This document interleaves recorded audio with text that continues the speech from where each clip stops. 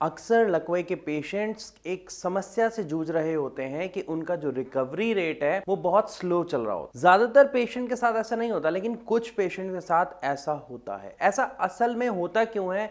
ये कुछ गलतियां हैं, और असल में अगर मैं बताऊं सिर्फ 3 ऐसी गलतियां हैं जिसकी वजह से किसी भी लकवे पेशेंट की रिकवरी या ये कहें उसके ठीक होने की जो स्पीड है वो बहुत कम हो जाती है। तो आज की इस वीडियो में हम बात करेंगे कि कौन सी वो 3 गलतियां हैं जिसको अक्सर जो लकवे के पेशेंट का केयर टेकर होता है वो कर देता है, या ये कहा जाए कि जो पेशेंट है वो खुद कर बैठता है, जिसकी वजह से उसको इन समस्याओं का सामना करना पड़ता है। और अगर वो पेशेंट या उस पेशेंट का जो केयर टेकर है वो ध्यान दे और इन 3 गलतियों को ना करे, तो आप खुद देखेंगे कि वो जो पेशेंट है उसकी रिकवरी बहुत अच्छे से होनी शुरू हो जाती है। तो चलिए शुरू करते हैं वीडियो और जानते हैं कि वो कौन सी 3 गलतियां हैं जो अनजाने में, ना चाहते हुए भी एक पेशेंट या पेशेंट का केयर टेकर कर बैठता है। नमस्कार, मेरा नाम है ललित शर्मा। मैं स्वागत करता हूं आपका अपनी इस वीडियो में, जहां पर आज हम बात करने वाले हैं उन गलतियों के बारे में जो अनजाने में हम कर बैठते हैं, जिसकी वजह से रिकवरी रेट बहुत स्लो हो जाता है। पहली गलती है हमारी डाइट। अब डाइट मैंने क्यों बताया आपको, या मैं क्यों कह रहा हूं डाइट? अक्सर आप देखेंगे कि जो लकवे का पेशेंट होता है उनको खाने में दिक्कत होती है, और उसकी वजह से पेशेंट घिया, तोरी, टिंडा सिर्फ इसी पर निर्भर हो जाता है। वो भी कोशिश करते हैं कि उबली हुई, ज़्यादा मसाले नहीं, क्योंकि डॉक्टर ने मना किया है। बिल्कुल सही है, हमें मसाले ज़्यादा नहीं देना है। लेकिन अगर कोई भी पेशेंट सिर्फ इन 3 सब्जियों या एक आधी कोई और सब्जी के ऊपर निर्भर हो जाता है, तो सबसे पहली दिक्कत क्या आती है कि इनकी वजह से आपके शरीर को पूरे विटामिन्स, मिनरल्स, वो न्यूट्रिएंट्स नहीं मिलते हैं, जिसकी वजह से बॉडी में वो ताकत ही नहीं बन पाती है जिससे रिकवरी देखने को मिले। तो यहां पर हमें किन बातों का ध्यान रखना है कि जो पैरालिसिस पेशेंट है उसके खाने पर खासा ध्यान रखना है, और किस तरीके का ध्यान रखना है इसको समझिए। सबसे पहली बात, अगर आप शाकाहारी हैं तो आप दाल का पानी कोशिश करें ज्यादा से ज्यादा पेशेंट को दें।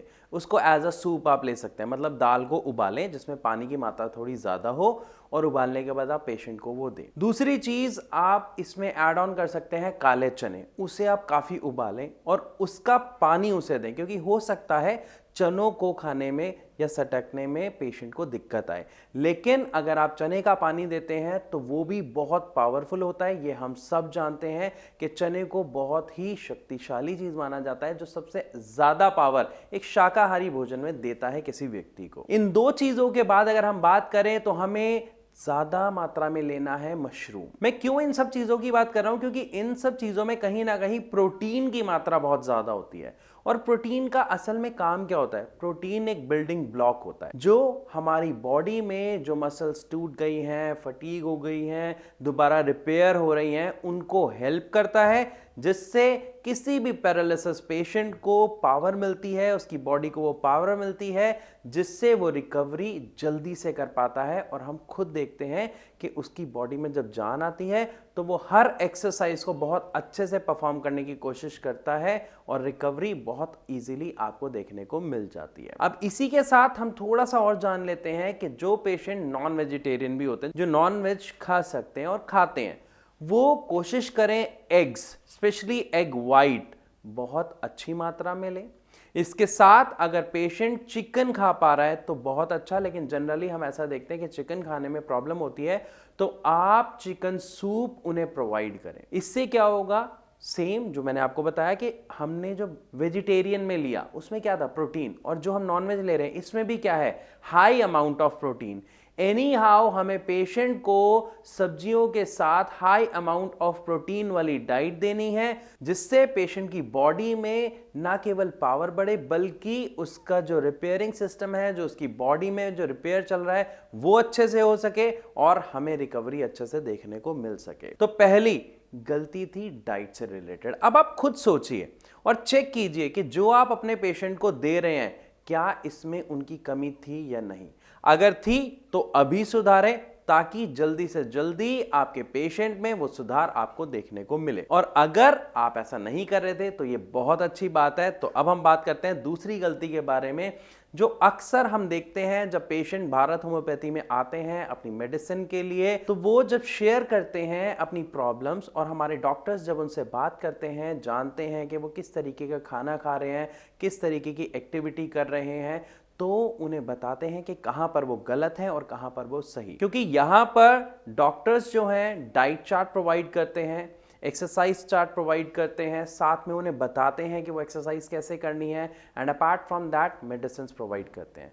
और इन तीनों के कॉम्बिनेशन से बहुत ही शानदार रिजल्ट एक पेशेंट में देखने को मिलता है। तो जिस दूसरे पॉइंट की अब मैं बात करने वाला हूं, या ये कहूं वो जो दूसरी गलती अक्सर जाने अनजाने में पेशेंट या पेशेंट का केयर टेकर कर बैठता है, वो रिलेटेड है हमारे हाथ पैरों से। कंफ्यूज है हाथ पैरों से। देखिए, लकवे के पेशेंट में ज्यादातर लोग क्या करते हैं, उन्हें लगता है हाथों में दिक्कत है, वो हाथ की मालिश करते हैं, वो पैर की मालिश करते हैं, वो पूरे बॉडी की मालिश करते हैं कि कहीं ना कहीं हमारी नसों में पावर आ जाएगी मालिश से और पेशेंट के अंदर रिकवरी देखने को मिलेगी। लेकिन यहां पर आप खुद सोचिए कि जब पैरालिसिस की आपको समस्या आई थी, आप डॉक्टर के पास गए थे, तो क्या डॉक्टर ने आपके हाथ का एक्सरे कराया था, आपका पैर का एक्सरे कराया था, या आपकी बॉडी का एक्सरे कराया था? नहीं ना। उन्होंने क्या कराया था? उन्होंने आपका दिमाग का एमआरआई कराया था। क्यों? क्योंकि समस्या आपकी बॉडी में नहीं आई, समस्या आपके दिमाग में आई। क्या आई? कि दिमाग का वो वाला हिस्सा जो हमारे शरीर को कमांड दे रहा था हिलने के लिए, चलने के लिए, मूवमेंट के लिए, वो हिस्सा डैमेज हो गया और अब वो कमांड नहीं दे पा रहा, इसलिए हमारे हाथ पैरों की जो मूवमेंट है वो खत्म हो गई है, रिस्ट्रिक्ट हो गई है, बंद गई है। लेकिन अगर दिमाग को हम दोबारा वो चीज करने में ट्रेंड कर देते हैं, दिमाग को सिखा देते हैं कि कैसे उसे कमांड देनी है, हाथ को हिलने में, पैर को चलने के लिए, या मुंह में अगर हम कहेंगे बोलने के लिए, तो पेशेंट रिकवर हो जाता है। लेकिन अब यहां पे आपके दिमाग में ये आ रहा होगा कि ये हम अपने दिमाग को सिखा कैसे सकते हैं। यहां पर मैं आपको बताता हूं, दिमाग को हमें पहले 5 से 6 महीने में सिखाने की जरूरत नहीं पड़ती, क्योंकि दिमाग के अंदर खुद ही एक प्रोसेस चल रहा होता है जिसको बोलते हैं न्यूरोप्लास्टिसिटी। वो नेचुरली हमारी दिमाग की पावर होती है, या ये कहा जाए दिमाग की एक हीलिंग पावर है। दिमाग खुद को ठीक करता है, एक नया ऑप्शन क्रिएट करता है कि जिससे वो दोबारा सारे फंक्शंस ठीक से परफॉर्म कर सके। बट प्रॉब्लम क्या होती है, अभी मान लीजिए आपकी उम्र क्या है, 35, 38 या 40 साल। जब आपको ये लकवे की समस्या आई या आपके उस सदस्य को लकवे की समस्या आई, तो आपका दिमाग कितने साल का मैच्योर हो गया? 40 साल का या 32 साल का, जो आपकी उम्र है। जैसे ही उस दिमाग में प्रॉब्लम आई और वहां का हिस्सा खराब हुआ, तो जो नया दिमाग बना वो तो कुछ दिनों का है ना, जैसे एक छोटा बच्चा होता है, कुछ दिनों का, कुछ महीनों का, तो उस बच्चे को सीखने में काफी समय लगता है। इसी तरीके से हमारे दिमाग को भी किसी चीज को सीखने में समय लगता है। लेकिन समय लगने के साथ साथ यहां पर हमें अपने दिमाग को वो पावर देनी होती है कि ये जो उसका प्रोसेस है, न्यूरोप्लास्टिसिटी जो मैंने आपको बताया, दिमाग की हीलिंग पावर, वो रुके ना, वो लगातार चलती रहे। और किसी भी पैरालिसिस पेशेंट को जो दवा दी जाती है वो यही दी जाती है आयुर्वेद में और होम्योपैथी में। लेकिन अगर मैं बात करूं एलोपैथी की, तो उसमें ऐसी कोई दवा है ही नहीं जो पेशेंट को दी जाए उसको न्यूरोप्लास्टिसिटी में हेल्प करने के लिए। आप खुद अपनी दवाइयों को गूगल करें, चेक करें, आपको दिखेगा कि वहां पर आपके पास न्यूट्रिएंट्स होंगे, विटामिन्स की दवाइयां होंगी, खून पतला करने की दवाई होगी, शुगर या बीपी की दवाई हो सकती है, लेकिन कोई भी ऐसी दवा नहीं होगी जो आपके दिमाग को हेल्प करे हील करने में। तो यहां पर आपके दवाई का सही चुनाव एक बहुत ही इंपॉर्टेंट विषय है, जो अक्सर हम ये देखते हैं कि पेशेंट काफी देर में समझ पाते हैं, जिसकी वजह से जो समय उनका निकल गया वो उसके लिए पछता रहे हो। तो यहां पर समय रहते एक सही दवा का चुनाव करना एक बहुत बड़ा ऑप्शन है, क्योंकि सही डाइट, इसके अलावा सही एक्सरसाइज और सही दवा, इन तीनों का ही रिजल्ट होता है हमारे पेशेंट का ठीक होना। इनमें से कोई एक चीज भी अगर आप नहीं लेते हैं तो वो रिकवरी रेट बहुत स्लो हो जाता है और हमें वो पेशेंट के अंदर बदलाव नहीं दिखता है, और कहीं ना कहीं पेशेंट भी ये मान के बैठ जाता है, संतुष्ट हो जाता है कि अब मेरी बाकी का बचा हुआ जो जीवन है वो ऐसे ही निकलेगा। लेकिन ऐसा नहीं है, हम बहुत सारे पेशेंट को ठीक होता हुआ भी देखते हैं क्योंकि उनकी दवा का चुनाव सही होता है। दवा से रिलेटेड अगर आपके मन में कोई सवाल है जो आप पूछना चाहते हैं तो नीचे दिए गए नंबर पर कॉल करें, क्योंकि हमारी डॉक्टर्स की टीम है, वो आपके हर सवाल का आपको जवाब देंगी। इवन आप फ्री ऑफ कॉस्ट कंसल्ट कर सकते हैं, अपने पेशेंट की रिपोर्ट शेयर कर सकते हैं, उनकी स्थिति बता सकते हैं, चाहे लकवा कितना भी पुराना है या नया हुआ है, उसे कैसे ठीक करें, क्या करें, इन सभी सवालों के जवाब आप डायरेक्ट हमारे डॉक्टर से पूछ सकते हैं। तो आपको करना सिर्फ इतना सा काम है कि नीचे दिए गए नंबर पर आपको कॉल करना है और आपके सभी सवालों के जवाब आपको मिल जाएंगे। तो दूसरा हमारा पॉइंट क्या था? एक सही दवा का चुनाव करना। तीसरी गलती के ऊपर चलते हैं और समझते हैं वो तीसरा कौन सा ऐसा काम है जो अनजाने में हम कर बैठते हैं, और वो है फिजियोथेरेपी, या कहूं मैं एक्सरसाइज पे प्रॉपर ध्यान ना देना या गलत तरीके से करना। अक्सर हम ऐसे देखते हैं कि फिजियोथेरेपी के लिए जब कोई पेशेंट जाता है तो वहां पे जो फिजियोथेरेपिस्ट होता है ना, वो पेशेंट के साथ बहुत मेहनत करता है। वो प्रॉपर आपको एक्सरसाइज कराते हैं, मशीन से भी कराते हैं, लेकिन जब पेशेंट देखता है कि कोई रिजल्ट नहीं आ रहा या पेशेंट के परिवार वाले देखते हैं कि कोई रिजल्ट नहीं आ रहा, तो वो बड़ी जल्दी उसे छोड़ देते हैं। यहां पर एक चीज समझिएगा, पेशेंट में आपको रिकवरी चाहिए या डॉक्टर में चाहिए? कॉमन सी बात है ना, पेशेंट में चाहिए। तो सबसे यहां पे ज्यादा मेहनत किसको करनी है? पेशेंट को या डॉक्टर को? फिजियोथेरेपिस्ट को? पेशेंट को। लेकिन करता कौन है? फिजियोथेरेपिस्ट। वो आपका हाथ पकड़ के हिला रहे हैं, वो आपकी टांग पकड़ के हिला रहे हैं, तो यहां पे मेहनत कौन कर रहा है? मेहनत तो फिजियोथेरेपिस्ट कर रहा है ना। तो थक कौन रहा है?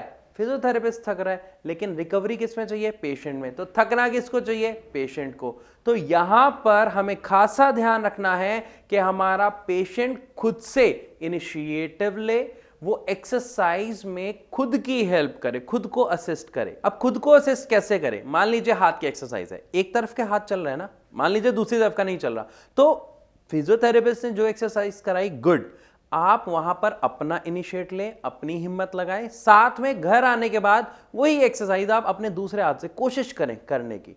इससे क्या होगा? आपकी खुद की एनर्जी यूटिलाइज होगी, आपका खुद का शरीर में मूवमेंट होगी और आप मैक्सिमम कोशिश करेंगे, जिससे आप देखेंगे कि 1-2 दिन या 1-2 हफ्ते में नहीं, लेकिन हां कुछ दिनों में आपके अंदर फर्क जरूर आएगा। जो हाथ पहले शायद इतना सा उठ रहा है वो इतना उठने लग जाएगा, जो हाथ इतना घूम रहा है वो पूरा घूमने लग जाएगा। लेकिन कब? जब आप कंसिस्टेंट रहते हैं, जब आप लगातार वो एक्सरसाइज कर रहे हैं, और स्पेशली जब आप खुद के अपने एफर्ट्स डाल रहे हैं बजाय फिजियोथेरेपिस्ट या किसी और की मदद के। इसी के साथ मैं आपको कुछ एग्जाम्पल्स और देता हूं एक्सरसाइजेस के, क्योंकि अक्सर जब पेशेंट्स आते हैं भारत होम्योपैथी में तो उनका एक सवाल होता है कि ये जो एक्सरसाइज है ये हम कर रहे हैं लेकिन चेंज नहीं आ रहा या हम बोर हो जाते हैं। तो आप ऐसी एक्सरसाइज कीजिए जो आप काम पहले करते थे।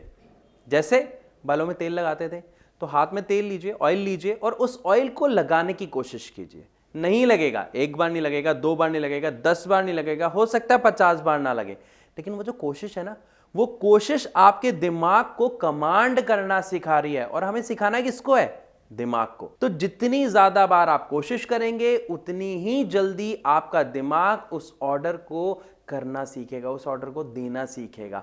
और इसी को कहते हैं रिकवरी ऑफ द पेशेंट। क्योंकि जब पेशेंट वो ऑयल लगाना सीख गया, या सेम इसी तरीके से आप चाय पी रहे हैं, तो कोशिश करें कब तक अपना हाथ लेके जाने की, अपनी उंगली खोलने की, कप को पकड़ने के लिए। क्योंकि जब आप इस तरीके की एक्टिविटी करेंगे जो आप पहले करते थे, तो आप देखेंगे कि आपका जो रिकवरी है वो बहुत इजीली और बहुत अच्छे से होगा। आपके घर में अगर कोई छोटा बच्चा है तो उसके साथ आप कोशिश करें खेलें, बॉल थ्रो करने की। क्योंकि जनरली होता क्या है, हमें उंगलियों में अकड़न बहुत महसूस होती है, पेशेंट को बहुत दिक्कत होती है, लेकिन जब वो बच्चों के साथ खेलेंगे, जब वो बच्चे कहते हैं बॉल फेंको, तो कहीं ना कहीं हमारा जो प्यार है, जो इमोशंस हैं, वो कहीं ना कहीं हमारे दिमाग को कहते हैं कि ये काम करो। चाहे इमोशन से, प्यार में, या कैसे भी, अगर हम अपने दिमाग को सिखा पाते हैं तो एनी हाउ हम रिकवरी कर जाते हैं। तो आई होप आपको ये समझ आया होगा कि एक पेशेंट किस तरीके से रिकवरी कर सकता है इन स्पाइट ऑफ हैवी और डिफिकल्ट एक्सरसाइज, आप करें वो एक्सरसाइज या वो काम जो आप पहले किया करते थे, ताकि आप नॉर्मल रूटीन में वो सारे काम करने लग जाएं और आपकी रिकवरी विजिबल हो और आप एक स्वस्थ जीवन जी पाएं। तो मैं आशा करता हूं इस वीडियो के माध्यम से आपको समझ आया होगा कि वो कौन सी 3 गलतियां हैं जो अक्सर जाने अनजाने में एक लकवे का पेशेंट या उसका केयर टेकर कर देता है, जिसकी वजह से रिकवरी रेट स्लो हो जाता है। फिर भी अगर आपके दिमाग में कोई सवाल है तो आप हमसे कमेंट सेक्शन में पूछ सकते हैं। आप हमारी डॉक्टर्स की टीम को कॉल करके फ्री ऑफ कॉस्ट कंसल्ट कर सकते हैं। तो इस सब के साथ अब मैं आप सबसे इजाजत लेना चाहूंगा। मिलूंगा अपनी अगली वीडियो में, तब तक के लिए नमस्कार।